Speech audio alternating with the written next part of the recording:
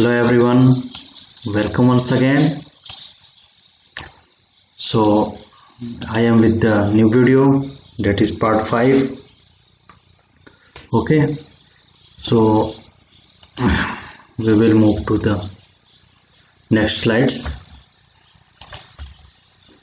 Next slide. Okay, so last time I was discussing about this one robot control system. So what is the use of robot control here? First one to storage and second one to for the programming, and then with the help of robot controller that program is played back, and then robot controller is used to control the movement of the end effector along with the movement of the robotic arm. Okay, so it uses the vision system as well as force sensor or tactile sensor. Okay, this one complete is robot manipulator. This one obviously we need to attach sensors along with the robot manipulator. Okay, so as you see, there is storage device and there is teach pendant. Okay, and there is robot controller, and this one is your robot. So we will see same thing. So here there are 6 types of joints, and all joints are connected with the robot controller. In previous, let's see this. Actually, when we control the robot or manipulator or robotic arm or manipulator, we are controlling the rotation of the joint. Okay, that's why in this slide all the joints are shown in this way, that this one is a hierarchical control structure of a robot for microcomputer controller. So joints are controlled by this one executive processor, we can say it as a robot controller, and then here is a program storage device that can be used your PC or personal computer, and then in robot controller computation processors are there, how much degree it has to move, and commands are generated. Okay, so input and output signals are generated, and like in previous slide I have discussed, it goes to the feedback in joints 1 2 3 4, and it again come feedback. It means it forms the closed loop. One is going feedback. So you see if the joints command is given like this. Let me clear this one. If the command is given like this, command is okay. If the executive processor generates some signal, so signal send the command in each joint. Again, the feedback goes to the executive processor, and based on computation processor is there, so how much we need to move again the joint so that we can reach the desired position. That's why. Okay, next see this, that is what I was discussing. To the end effector, from the end effector again power supply, external feedback, external commands are given, and teach pendant is used to record the signal. Okay, so classification of robot controllers here are mainly classified under 4 categories: limited sequence robot, playback with point-to-point control, third playback with continuous path control, and fourth intelligent control. We will see one by one. So here limited sequence control,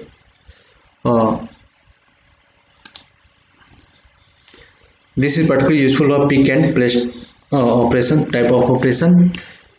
Setting limits of mechanical stop for each joints. So how we control it? Actually how many joints? 1 there can be one here, 2, 3, 4 and 5, 6.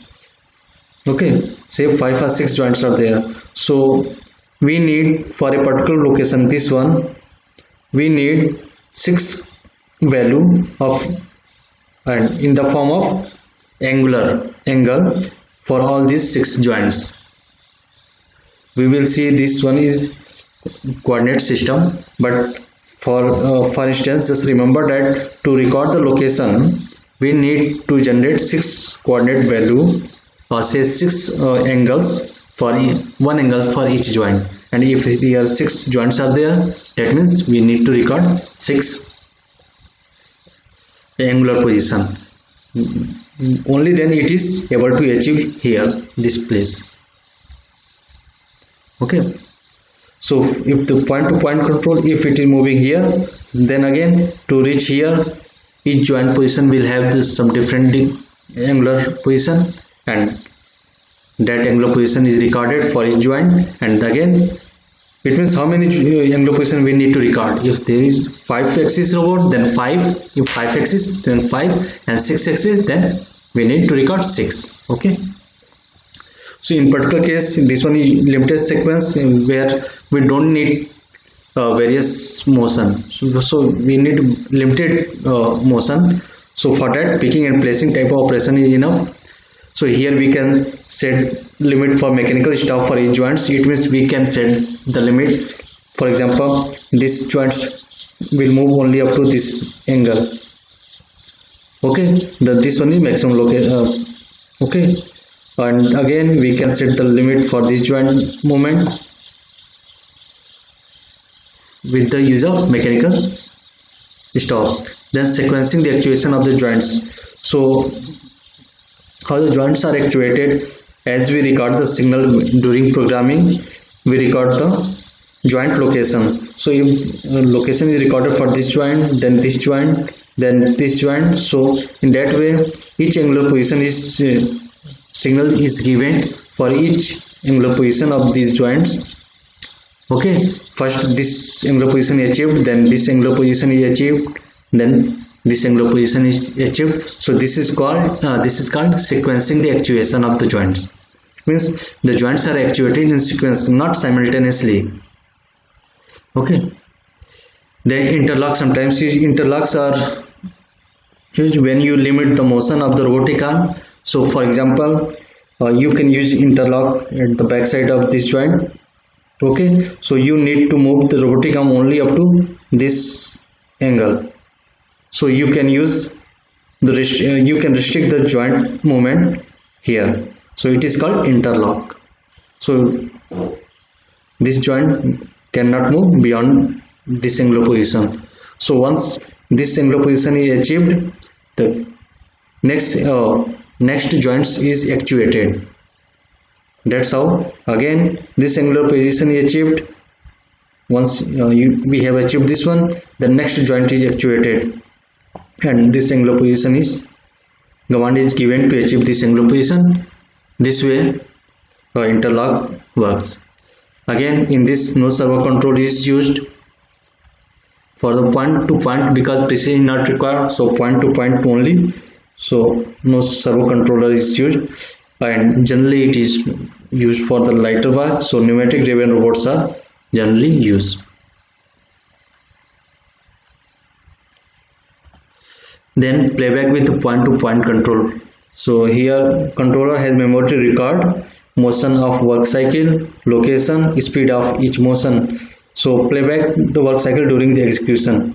So during the teaching, here teaching the robot, say point 1 to point, you have to move point 1 to point 2, point 1 to point 2. Then what will you do? You will teach it. Okay, so the way you have to perform the work cycle, like you have a part is there, then you have to move this way. Okay, so you are recording the signal, and during recording the signal, this one you see the path. This one is black is the path from moving point 1 to point 2. So actually this all the points on this path generates signal. So like I discussed that signals are generated. What do we actually, how do we record the position? We record the angular position of the joints. So each path, each point will generate numbers of angular position. So if this 5-axis robot, 5 angular for each point, 5 angular position will be recorded. So from one to point 2, there are 1000 numbers of points. So each points will have 5 or 6 as per the robotic axis value, and that is recorded. And once it is recorded during playback, robotic arm perform the same way, follow the same path, because we have we have recorded the location, and during location recording we are actually recording the joint position. That's why it is able to follow that path. Okay. So suppose point 1 is there. So if for point 1 is joint position recorded, like for axis 1 or joint 1, you will have theta 1, for joint 2 theta 2, joint 3 theta 3. So point 1 will have 6 value. If 6 axis robot there, the point 1 will give 6 value, angular values, that will be recorded for point 1. Again this one is point here. For this point again we will record 6 values for the joints the same way. So actually when robot goes here, it goes this one point 1, then this point. So by we are controlling the motion of the robotic arm by the angular motion of the joint. Okay, that's how we are able to achieve to the point to point control. Okay, I hope it is clear. Then playback with continuous path control. Here we need, because we are going to use continuous path, so we need greater storage, and movement of the arm and wrist is controlled. Here interpolation calculation is used. Generally linear and circular interpolations are used, and computation of the path between starting and ending point is done with linear or circular interpolation. So if you are doing the gluing operation from this to this way, so actually you are recording the path. So you are generating the signal for each points on this path, and since you need to generate more signals, so you need more storing capability. So again we need some recording. We need to teach the robot first, only then it is able to perform. So I was discussing about teaching the robot. So we need to teach manually. The robot will remember the path. Okay, that is called playback. So playback is like recording the path, and once you have recorded the path, signals are generated, it is stored in the memory, and during playback when you start because you have recorded the command, so when you play that command, the robotic arm follow the same path.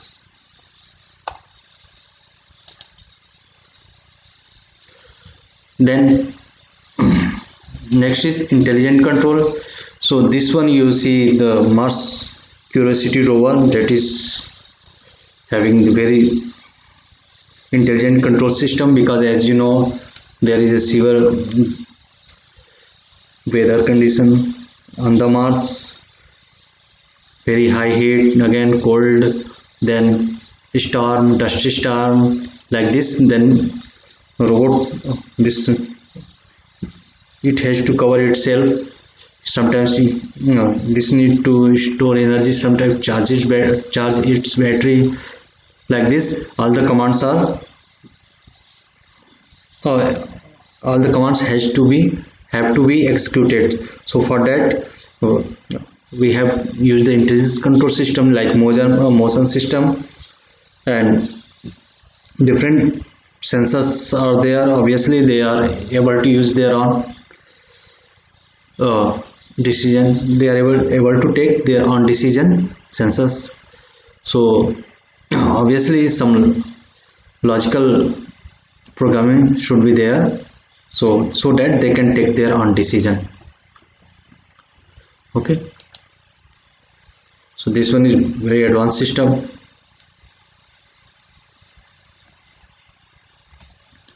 Now this one in the manufacturing plant, if it is intelligence system, it is able to distinguish the different part color,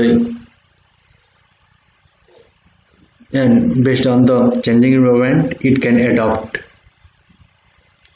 Okay, then 6 degree of freedoms, as we have discussed.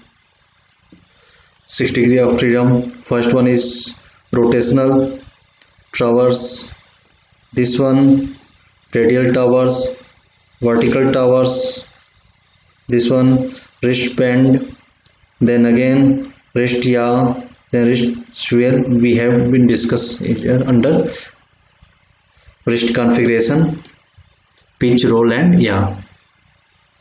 Okay,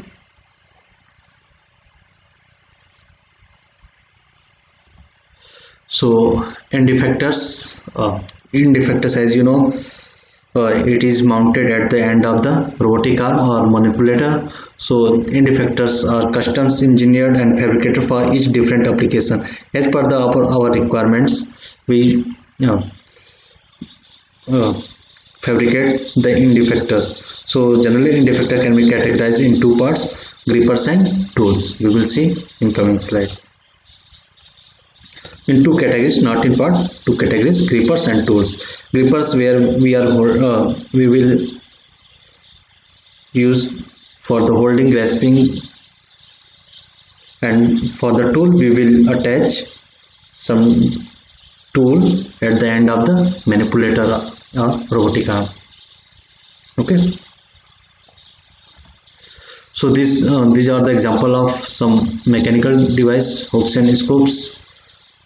These are the all grippers to use. Okay,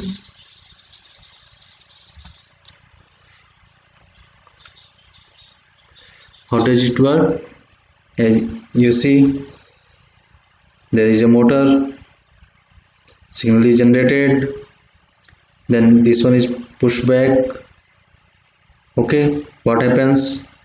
This one goes ahead, then due to this linkage it pushes this way and it pushes this way, so that this jaw opens, and when it comes this jaw closes. Okay, so again grippers, vacuum gripper, you see air is sucked from here, air is sucked from here when you have to open it, and when you have to open it then you have to supply here, and when you have to pick it, it means you have to hold the grip any part, that means then you will withdraw air from this way. When you release it you will supply the air this way. So these are the end of the gripper. Okay, what happens in this?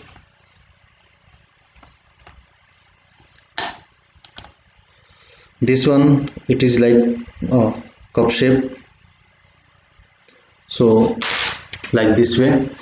When it is used on flat surface, a tight gap is made, vacuum is generated, and due to vacuum generation, vacuum generation, and atmospheric pressure is there from the outside, so part is held with the gripper.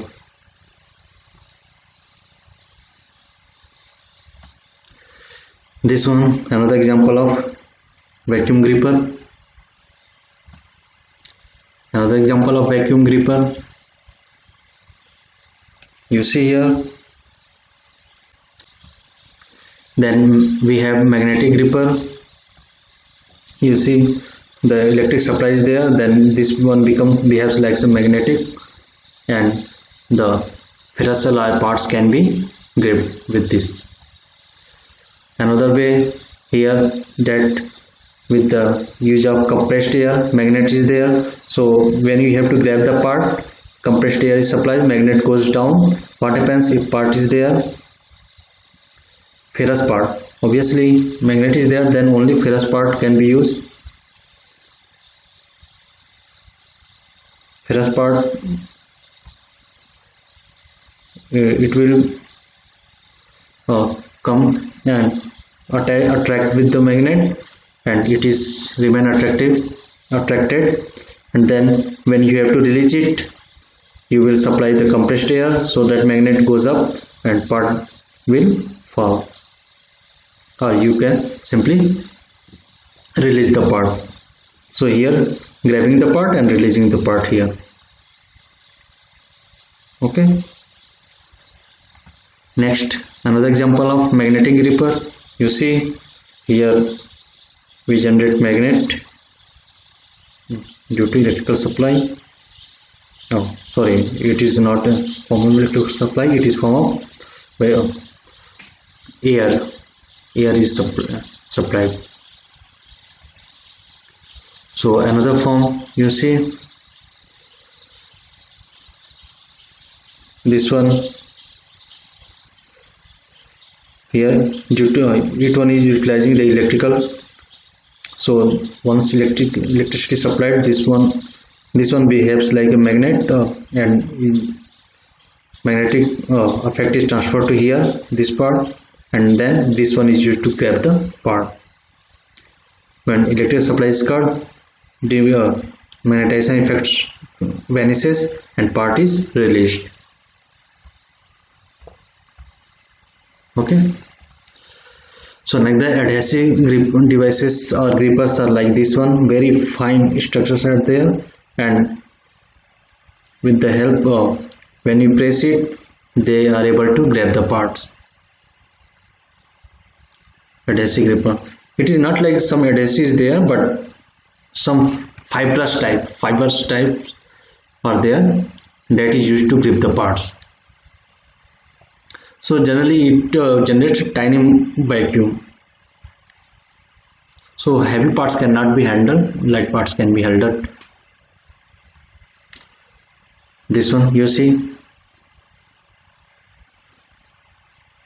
these are generating the vacuums here. This one, see, a part is grabbed here, again it is grabbed here, so tiny fibers you see here. This one example, adhesive type gripper.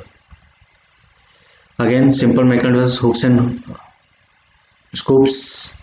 This one is hooks, scoops, this one that can be used for the lifting the object. Generally lifting and transporting purposes, this type of grippers are used. Again you see this one, claw.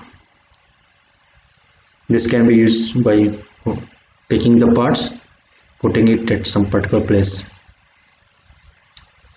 So applications of tools, what are the tools as a end effector can be used, like spot welding gun, arc welding tools, spray painting gun, drilling spindle, grinders, automatic screwdrivers, heating torch, ladle for the casting, water jet cutting tools, multiple tool holder or different works, laser works can be included in this also, laser.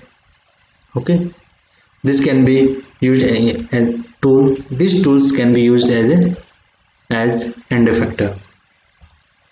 So robot applications includes for the welding purposes, you see here pipe is being built here. Then material handling purposes, materials being heavy part, holding, Then machine tending, like we discussed in previous probably in video third, that part third, that machine tending, loading and unloading along with other tasks. So part loading and unloading can be done here. Then die casting, plastic molding, metal machining operation, forging, press working, heat treating, pallet transfer. Here pallet can be used, can be transferred with the robots. So these are all the application of material handling under the robotic application. Again, this one you see big part is being carried away or carried by the robotic arm. Then spray coating, you see beautiful car here being spraying, we are spraying the paint. Spray painting again, this one, such a beautiful color, isn't it? So this can be used in the spray painting, typical application of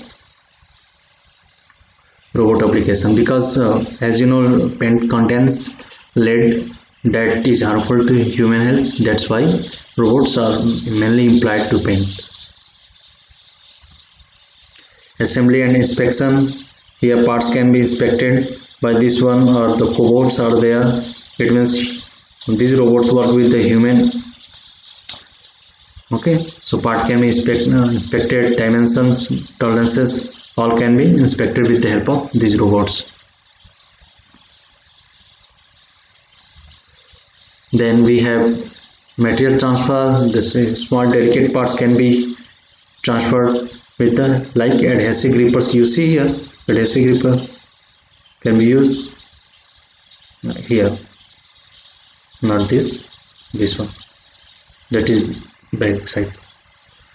Okay, then in body shop, see this in a car manufacturing company, various robotic arms are there and they are doing their specific task. And you see this one is transfer line, cars are moving along this line, part is moving, and robotic arm perform their specific task. Then robotic laser scanner produce detailed body assembly tolerance analysis color map. Okay, body assembly tolerances analysis color map. Here robotic arm scans the car and various tolerances can be identified. So again, this one is a typical example of machine vision system. Machine vision system. In machine vision system, first what do you need? You need either a scanner or high resolution camera, and then you need a processing software to process those digital images to produce it like this, and then your display device, you can display it here like this, like computer screen. Okay, so these are the three parts of the machine vision system. And here, without touching the parts, tolerances and stress can be analyzed using the help of machine vision system. So this one is example of robotic scanner, laser scanner. Then vision tools, inspection robot for final engine inspection. If engine has been prepared, so finally these vision tools can be used to determine is there any tightness or looseness in the bolts, or error in or defects in any parts, or dislocation in any parts, that can be measured in this by this vision tools. Okay, then brake manufacturer uses vision system to inspect parts. You see the brake, this brake is being made and parts can be inspected by the machine computer vision. Again, this one is another example of machine vision system. Okay, now Asimo robot, you see it can do the shopping for you, it can walk with you. There are many aspects but not in the industry. Okay, in the industrial application it can do the hazardous work like some gas leakage there, then you can send the robot to stop it. You can send the robot to inspect it where human accessible is not allowed, like say in nuclear power plant, if there is any leakage, you can use the robot for the inspection purposes. Then spot dogs can be used for the inspection purposes. Then you see some robots that were sent on Mars. These were the design that were approved by the MIT. This one is Pebbles. So I am finishing here. This part I will discuss in next video. Okay, thank you very much.